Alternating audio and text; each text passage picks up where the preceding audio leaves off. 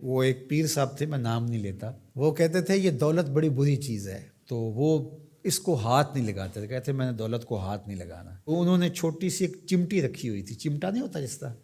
تو وہ اس سے پیسے پکڑتے تھے، کہتے اس کو میں نے ہاتھ نہیں لگانا، یہ گندی چیز ہے۔ حالانکہ اس کی گندگی تو اس کا لالچ ہے، اور وہ تو صاحب تمہارے سینے کے اندر موجود ہے، چاہے چمٹے سے پکڑو چاہے ہاتھ سے پکڑو، بات تو ایک ہی ہے۔ لیکن اس پر بھی لوگ کہتے ہیں سبحان اللہ، وہ اس پر بھی خوش ہوتے ہیں کہ ہمارے پیر صاحب جو ہیں وہ دولت کو ہاتھ نہیں لگا رہے۔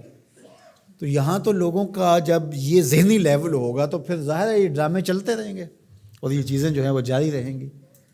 تو اللہ کی حلال کردہ چیزیں، ہم ایک دفعہ ایک تقریب میں گئے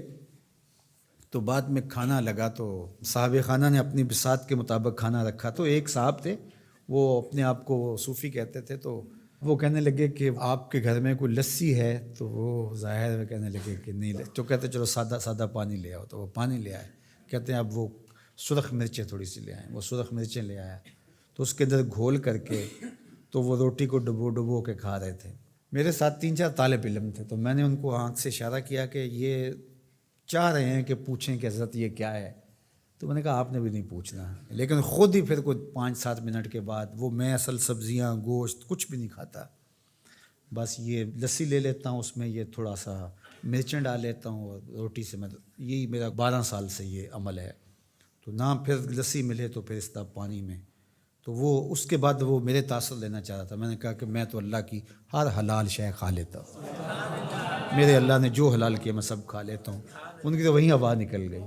تو یہ کس نے آپ کو حق دیا ہے کہ اللہ کی حلال کردہ چیزوں کو حرام؟ اگر آپ کی طبیعت نہیں مانتی یا آپ کی قسمت ایسی سڑی ہے کہ طیب اور پاکیزہ کھانے سامنے موجود ہیں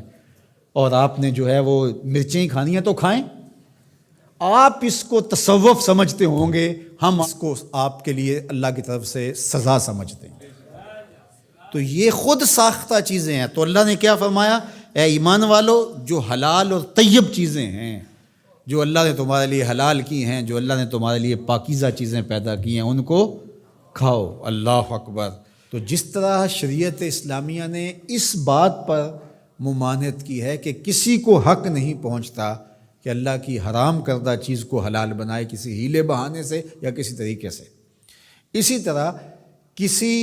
حلال کو بھی حرام بنانے کا کسی کو حق نہیں ہے کہ جس چیز کو اللہ نے حلال رکھا ہوا ہے، پاکیزہ بنایا ہوا ہے، اس کو اپنے اوپر حرام کر دے۔ یہ شیطان کی پیروی ہے کہ خود کہنا کہ میں اس کو اپنے اوپر حرام کر لیا۔ تم کون ہوتے ہو اپنے اوپر حرام کرنے والے جب تمہارے خالق نے تمہارے اوپر حرام نہیں کیا ہے؟ ہاں، اگر کسی چیز کی طرف مزاج کسی کا نہیں ملتا، اور وہ بہت ساری سبزیاں ہیں، بعض اوقات ماں کو شام کو مسئلہ ہوتا ہے کھانا پکائیں تو میرا یہ بچہ یہ چیز نہیں کھاتا شوق سے اور فلاں بچہ یہ نہیں کھاتا، تو وہ ایک الگ چیز ہے۔ وہ انسان کی رغبت طبعی کسی چیز کی طرف ہونا نہ ہونا، یہ کسی کا مزاج ہے، اور اس مزاج کے بارے میں کسی کو زور بھی نہیں دیا جا سکتا، لیکن اس کو حرمت کے درجے پہ لے آنا اور اس کو اس لیے استعمال نہ کرنا میں نے حرام کر رکھا ہے اپنے اوپر، تو یہ درست نہیں ہے۔